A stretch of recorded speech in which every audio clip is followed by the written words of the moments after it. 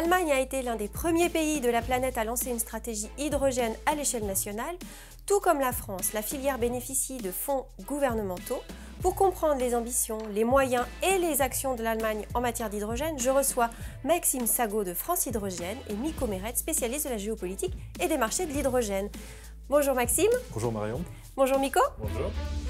Alors Maxime, comme la France, l'Allemagne consacre des milliards d'euros au déploiement de l'hydrogène. Ça représente combien dans leur budget et comment sont-ils fléchés ces euros et ces milliards d'euros surtout?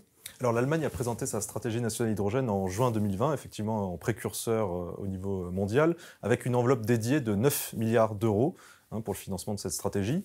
7 milliards d'euros fléchés vers son marché domestique, principalement vers la décarbonation de ses industries, mais aussi vers le déploiement d'infrastructures de transport ou de stockage d'hydrogène. Et puis 2 milliards d'euros qui, eux, sont orientés vers des partenariats énergétiques à l'international avec des pays qui, eux, se positionnent comme futurs exportateurs d'hydrogène renouvelable. Maxime, quelles sont les ambitions du nouveau gouvernement en matière d'hydrogène? Est-ce qu'il y a des divergences ou c'est dans la même lignée qu'avec Angela Merkel? Alors il y a des ruptures et des continuités. Dans la continuité, il y a vraiment cette volonté d'aller à l'international et de nouer des partenariats avec des pays comme la Russie, l'Arabie Saoudite, le Maroc ou l'Afrique du Sud.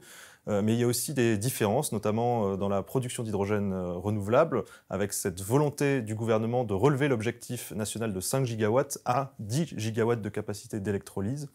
Et on peut également citer un nouvel accent mis sur les carburants de synthèse dérivés de l'hydrogène pour alimenter les navires ou les avions allemands. L'Allemagne est historiquement producteur de charbon, ils ont d'immenses parcs éoliens. Comment l'Allemagne compte produire l'hydrogène demain?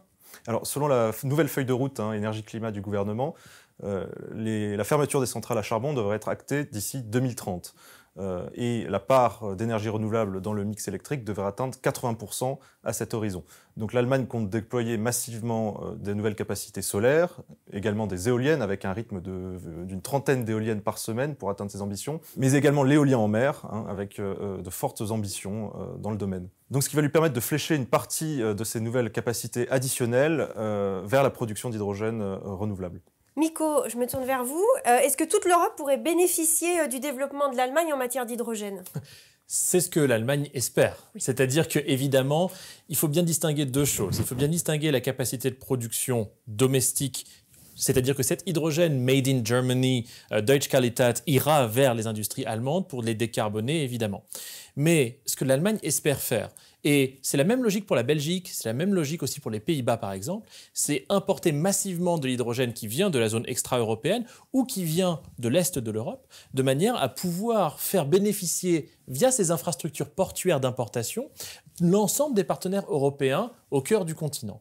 Donc l'Allemagne est dans une logique aujourd'hui qui est une logique pas juste domestique, mais véritablement européenne, et c'est en ce sens, et c'est dans ce sens-là qu'elle a réussi à développer petit à petit ce qui a été sa stratégie à l'échelle européenne et à convaincre la Commission européenne d'adopter pour bonne partie les vues allemandes de ce que pourrait être le futur marché de l'hydrogène. Une question pour tous les deux. L'Allemagne a un projet qui s'appelle H2 Global, qui serait d'acheter de l'hydrogène au niveau mondial pour le revendre au sein de l'Union européenne. Est-ce qu'on peut imaginer un marché de l'hydrogène avec un nouveau cadre réglementaire ?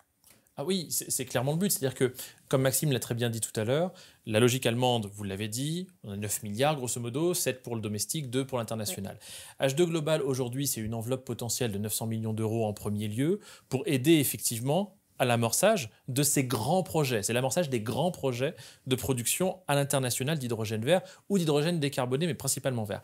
Et fondamentalement, le projet H2 Global, c'est pas juste une question financière, c'est pas juste créer un nouveau marché, c'est créer un nouveau marché pour pouvoir en gérer la réalité politique.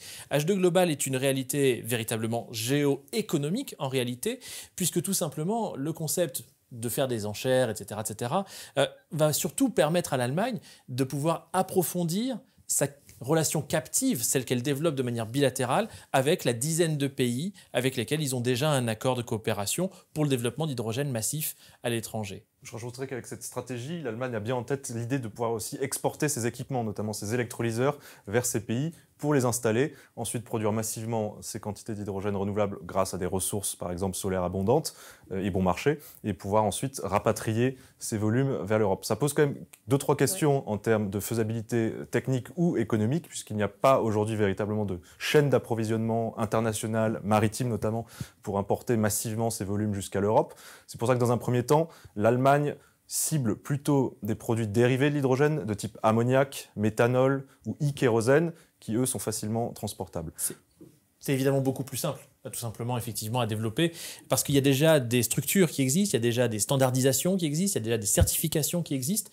Et en fait, derrière H2 Global, au-delà de cette dimension institutionnelle, cette dimension relation captive avec les différents pays et cette dimension commerciale dans les deux côtés, évidemment, l'Allemagne récupère de l'hydrogène mais exporte des technologies, il y a aussi l'idée, de manière normative, de pouvoir imposer à terme ces normes, ces standards, ce qui l'arrange tout simplement par rapport à son industrie. Et donc, on peut imaginer aussi un cadre réglementaire, comme on peut l'avoir aujourd'hui sur le marché de l'électricité ou du gaz, qui soit reproduit pour le marché de l'hydrogène. C'est aujourd'hui la compétition majeure au niveau européen, d'un point de vue, cette fois-ci, politique. Il y a effectivement ce projet allemand, H2 Global, et dans les autres pays autour, France y compris, la question qui se pose, c'est est-ce qu'il vaut mieux aller abonder à ce projet H2 Global et en faire un projet européen, ce qui donnerait une certaine victoire politique évidemment à Berlin, ou alors au contraire monter quelque chose de différent, quelque chose peut-être d'un petit peu moins captif, de plus ouvert, de plus transparent, sur des normes peut-être légèrement différentes, avec peut-être aussi encore plus d'emphase sur l'hydrogène vert, et essayer de refuser des capacités d'importation d'ammoniac bleu ou de e-méthanol qui va être fait évidemment et qui a du charbon, pardon, du carbone dans la molécule.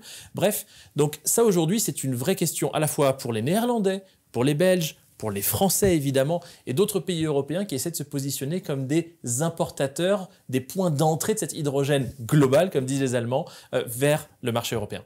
Merci à tous les deux pour ce focus sur les actions de l'Allemagne. Merci Marion. Merci Marion. Et je vous dis à très vite pour une prochaine émission H2H24. Et n'oublions pas, l'énergie est notre avenir, économisons-la.